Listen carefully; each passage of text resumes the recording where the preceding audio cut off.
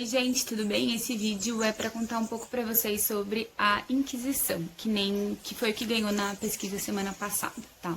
Então, a primeira coisa que a gente tem que entender da Inquisição é o contexto que ela está inserida, né? Então, a gente estava lá na Idade Média. Não sei se vocês lembram que na Idade Média a gente tinha o feudalismo e a gente começou a migrar para uma formação de reinos, né? Então era uma época que o rei ele ainda brigava muito pela supremacia do seu poder, por exatamente qual o território ali do reino. Então o povo ele não tinha aquele sentimento de eu sou brasileira, eu sou francesa. O Brasil é só um exemplo aqui, tá, gente? Eles não tinham esse sentimento de patriotismo. Então, eles eram muito mais representados pela identidade religiosa deles, pela identidade cultural deles, do que pelo país que eles estavam, porque eram países novos que ainda tinha muita briga entre reinos, né? Além disso, o que acontecia nessa época? A igreja, representada pelo Papa lá no Vaticano, ela não tinha o controle total de todas as igrejas no mundo, né? De todas as igrejas que se falavam católica. Esse controle vai acontecer só no Renascimento, né? Pós o Concílio de Trento, que aconteceu depois da Reforma Protestante. Outras duas coisas que é importante lembrar dessa época é que era uma época que já existia um sentimento antissemita muito grande, tá? Então, esse sentimento antissemita não é uma novidade lá do Holocausto, do Hitler, já é uma coisa mais antiga. E existia um sentimento muito forte contra os judeus, tá? Então a gente tem exemplos de personalidades maravilhosas que na época eram antissemitas, né? Então Shakespeare, Kant, Lutero, são caras que eram antissemitas. Então a gente tem que entender um pouco também o pensamento da época. E uma das entidades, das instituições que mais defendiam os judeus era sim a Igreja Católica, tanto que existem decretos papais da época que dizia que os judeus deveriam ser deixados em paz, vivendo os seus costumes ancestrais, né? Então, não deveriam sofrer nada por não serem católicos ou por não seguirem a religião daquele reino.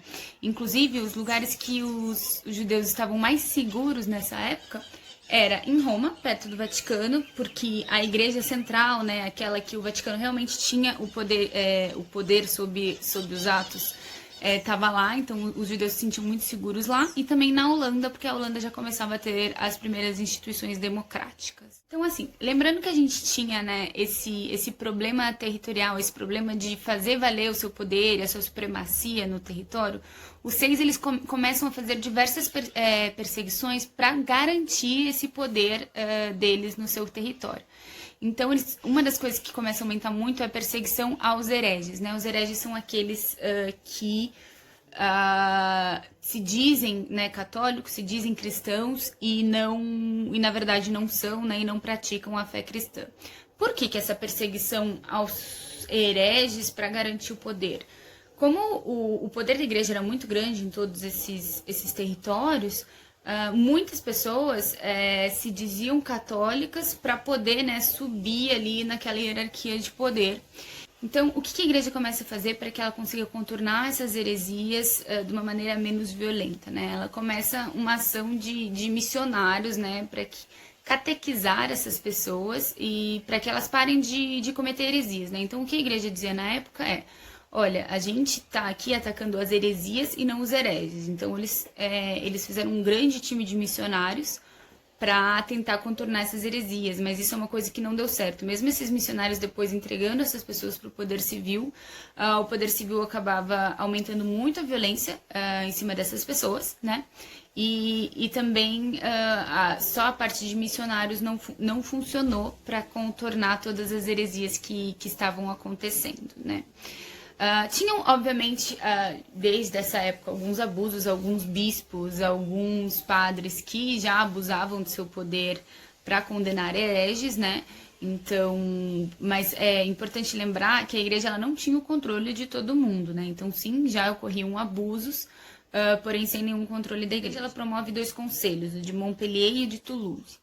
E é aí que ela começa, né, a se envolver um pouco mais de maneira centralizada, né, e colocar algumas regras mais específicas do que fazer com as heresias, né? Então ela diz que todo bispo que identificar heresias ou que ouvir denúncias de heresias deveria denunciar essas pessoas para as autoridades locais, e as autoridades locais iam julgar essas pessoas de acordo com as leis locais, tá? Porém, isso continua não dando certo. E aí que vem o conselho de rain de chuva, né? Que acontece? É esse conselho que instaura um processo que se chama Inquisição, tá?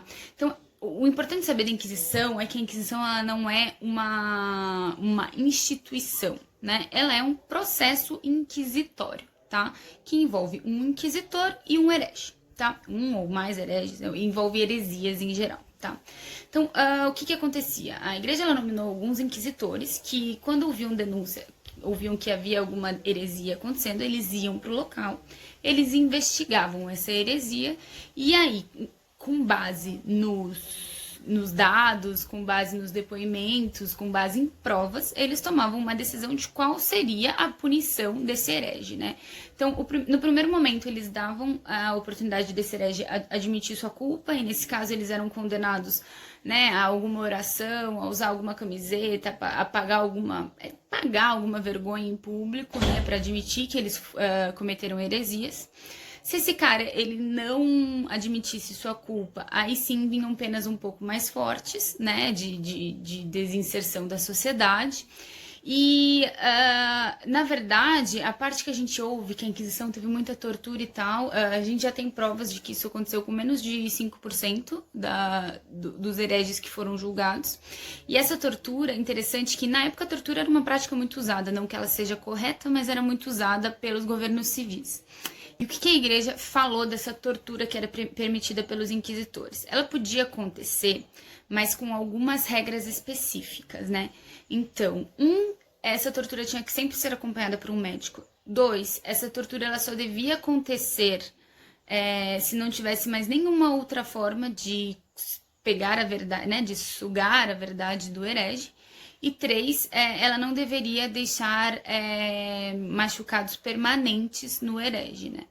Então, até que tinham regras que, para a época, eram regras, assim, bem leves, que deixavam a tortura muito mais leve do que se fosse um governo civil julgando aquele herege, né? Acho que uma curiosidade bem importante, bem diferente da Inquisição é o seguinte. Na época, um julgamento do governo civil, na maioria dos reinos, né? Então, ali com exceção da Holanda e tal, se a pessoa era acusada de alguma coisa e ela tinha uma má reputação e ela não tinha pessoas, testemunhas físicas para provar que ela estava correta, que ela na verdade não tinha cometido aquele crime, ela já era condenada, né?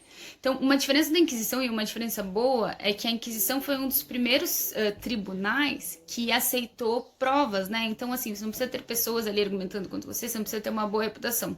Se existem provas a seu favor, você não vai ser condenado, né? E o inquisitor, era a obrigação dele, né, investigar essas provas, esses vestígios, antes de condenar qualquer pessoa. Então, ali você tem os primeiros traços de advogados de defesa, né?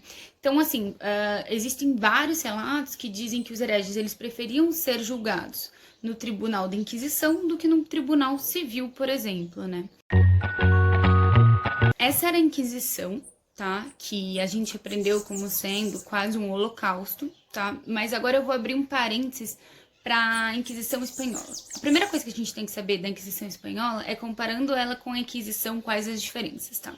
A Inquisição, o processo de Inquisição que eu contei agora, ele realmente ele era um processo criado pela Igreja Católica, pelo Papa, né? E ele era um processo que envolvia os governos civis, mas não era comandado por eles.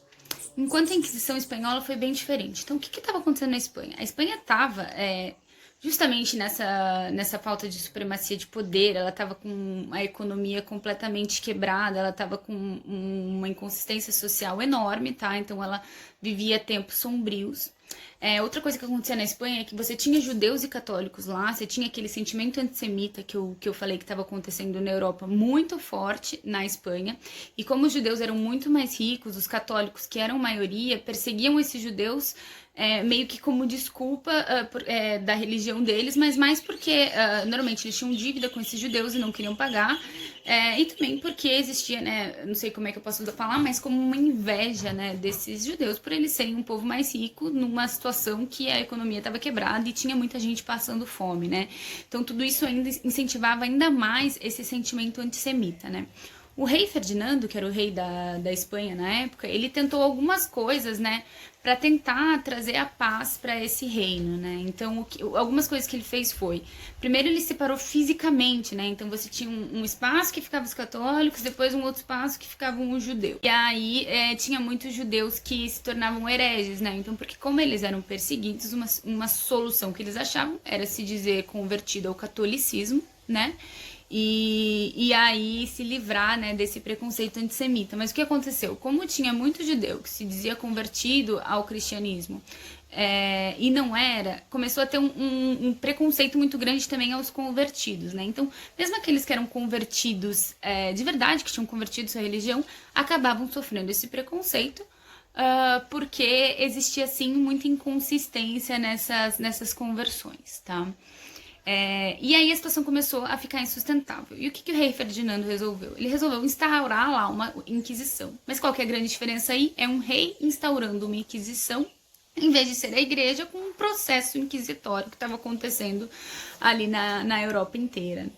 Então, é importante entender que a Inquisição Espanhola ela foi comandada pelo rei, né? Pelo governo civil, e não por um governo secular, né? E não pelo governo, não pelo Papa ou por qualquer ordem que tenha vindo do Vaticano.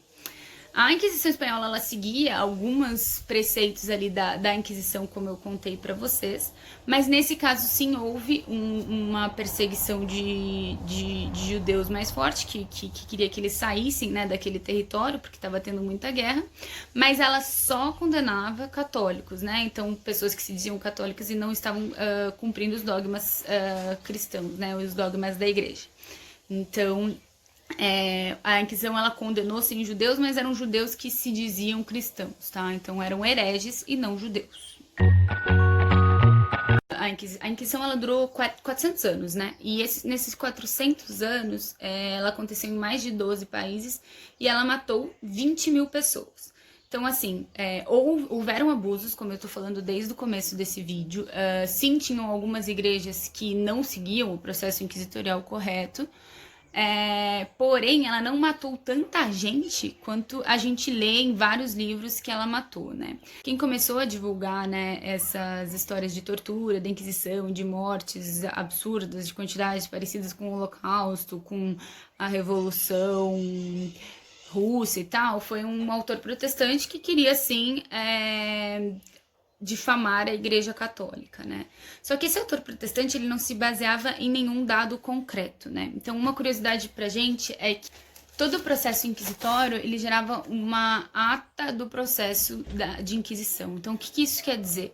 Quer dizer que o inquisitor, ele escrevia lá tudo que o cara estava sendo julgado, como ele estava sendo castigado, o que ele estava falando, quais eram as provas a favor, quais eram as provas contra. E a igreja, ela era muito cuidadosa com isso. Tem páginas e páginas e páginas de cada processo inquisitório. E a primeira vez que esses processos foram lidos foi em 1950. Então, tudo que foi escrito antes de 1950 não foi considerando esses atos inquisitórios e não foi baseado em dados, né, em documentos originais da época, tá? Além disso, o Papa João Paulo II, né, que foi um papa que pediu, sim, desculpas pelos abusos da Inquisição. Muita gente fala que ele pediu desculpas pela Inquisição. Não, ele pediu desculpas pelos abusos da Inquisição. Então, realmente, a igreja ela não tinha todo o controle que ela deveria ter e muitas raízes, né, dessa igreja acabaram sim abusando do seu poder, assim como a gente vê abuso de poder em diversas instituições, né?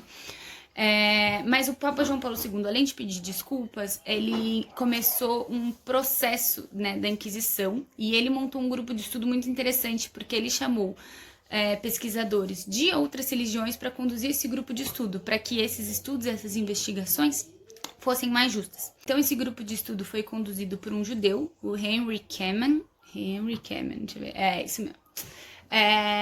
E também tinha islâmicos, tinha também católicos, né, para entender exatamente o que foi a Inquisição, né, e se tudo aquilo que era dito da Inquisição era verdade, né. E esse grupo de estudo, ele chegou à conclusão mais ou menos do que eu contei para vocês durante esse vídeo, né. Inclusive o Henry Kamen, que foi o chefe, né, desse grupo de estudos, ele publicou um livro que chama Spanish Inquisition, falando especificamente da Inquisição Espanhola. Eu acho que se você tá duvidando de alguma coisa questões que eu falei nesse livro. Eu acho que é super válido duvidar e pesquisar cada vez mais. Mas esse livro pode ser uma base para você começar a entender se realmente o que eu tô falando aqui é verdade ou não, tá? Eu vou lançar uma próxima pesquisa na semana que vem pra gente ver se a gente fala de cruzadas ou se a gente fala da Guerra de Secessão americana. Beleza? Tchau, gente!